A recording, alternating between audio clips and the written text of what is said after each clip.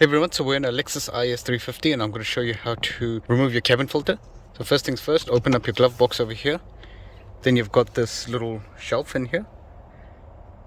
So what you want to do is you want to pull it up from here. Hopefully you can see that. There's clips there and it goes down in there. And you want to pull it this way, so pull it out. So there's those clips there.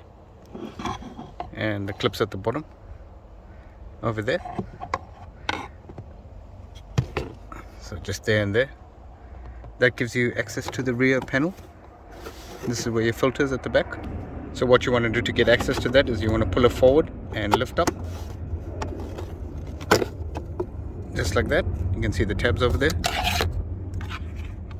and you can see that's opened at the moment. I'll show you if that's closed how to open it. So over here at the moment it's on recirculate. So if I put it to venting from the outside, just watch what happens. So that closes there. So make sure in order to access that filter, you just have to put it on recirculate. And that opens like so. So I'll just show you again. So that's outside.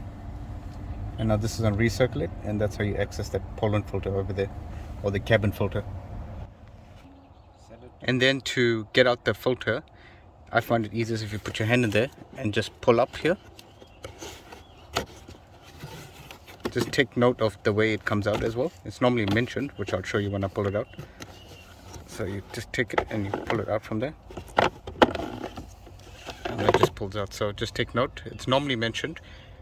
This is a genuine filter, so it's got the arrows. Most of them do point out which way it goes. It only goes in one way. Although you can get it wrong and put it incorrectly. And just inspect your filter element. So like I said, it only goes in one way, and in order to replace the filters, generally you'll just get the element. So you just push that in like so and you pull it out, and that's how you remove it, and that's how you replace your filter. And installation is just reverse removal, fairly straightforward. Slide it back in there. Like I said, make sure you got the orientation right of the filter element, and also when putting it back in the cage, put it in there. Make sure it's nice and secure like so. And when you have it back in there, you should hear an audible click, indicating that it's put properly in there. Go ahead and slot your plastic panel back in there.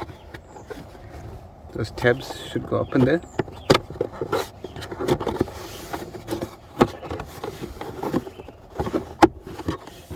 Just like that.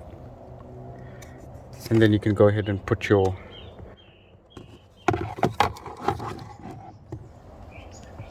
little shelf back in there. So it goes in here first, just like that.